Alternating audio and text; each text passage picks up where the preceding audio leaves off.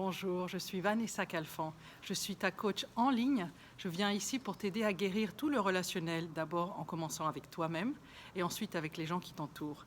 Aujourd'hui, je vais te donner une pépite que je donne souvent à mes patientes qui sont en présentiel et c'est à propos des promesses. En fait, quand on est tout petit, quand on arrive dans cette planète, on fait tout de suite des promesses avec nos parents. Pourquoi est-ce qu'on fait ça? Parce qu'en fait, on arrive dans un endroit qui n'est pas une planète très sûre, si on peut dire ça comme ça. Donc en fait, on se connecte avec notre maman et selon les processus qu'a la maman, on fait des promesses directement avec elle. Donc je vais te donner un exemple.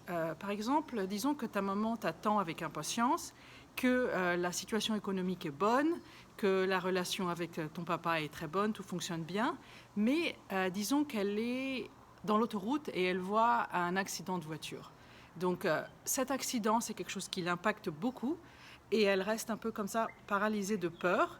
Et donc cette peur, c'est quelque chose que toi, à l'intérieur, tu vas absorber, d'accord? Donc en absorbant cette peur, c'est pas que tu l'absorbes juste comme ça et ça va t'accompagner le reste de ta vie, mais c'est une peur par rapport à ta maman. Tu vois, c'est qu'est-ce que je peux faire pour que maman soit bien, pour qu'elle n'ait pas peur, pour qu'elle se sente en sécurité. Donc à ce moment-là, tu fais une promesse, ce que j'appelle une fausse promesse, par exemple de t'occuper d'elle, pour qu'elle soit bien, pour qu'elle soit toujours en bonne santé et qu'il ne lui arrive jamais rien. Donc ces promesses, ça marche bien au départ, parce que quand tu es un bébé, tu peux rester à côté d'elle et quand tu commences à grandir, tu peux rester collé à ta maman.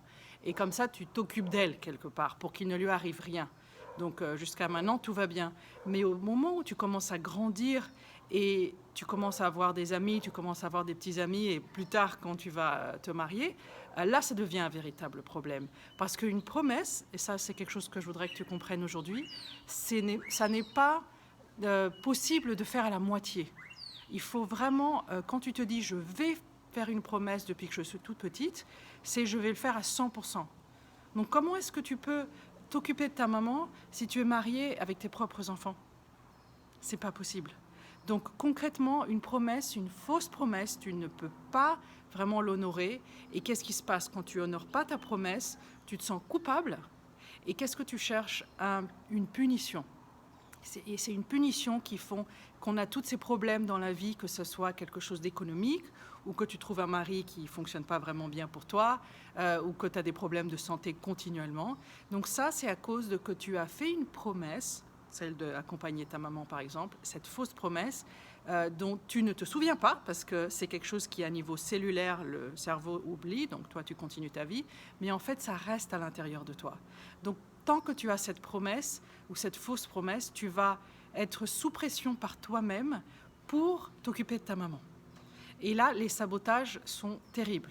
Donc c'est pour ça qu'on se choisit souvent un mari qui ne fonctionne pas pour nous, parce que comme ça, on divorce et à ce moment-là, on peut revenir s'occuper de maman, même si juste c'est au niveau énergétique.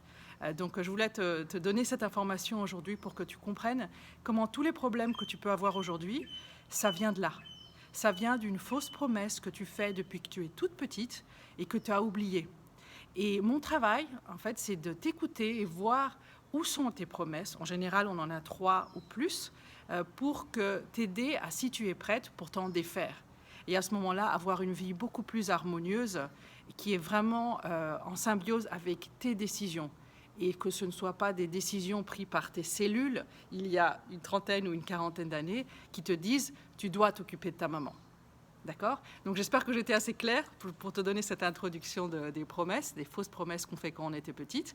Et n'hésite pas à m'appeler ou m'envoyer un inbox pour qu'on en parle un peu plus, si c'est quelque chose que tu voudrais approfondir, pour sortir de la douleur dans laquelle tu es ou des problèmes économiques dans lesquels tu te trouves, ou n'importe quelle autre chose qui te dérange dans ta vie actuelle. Voilà, donc c'était Vanessa Calfan, ici ta coach en ligne, et on se voit incessamment sous peu. Au revoir, belle journée.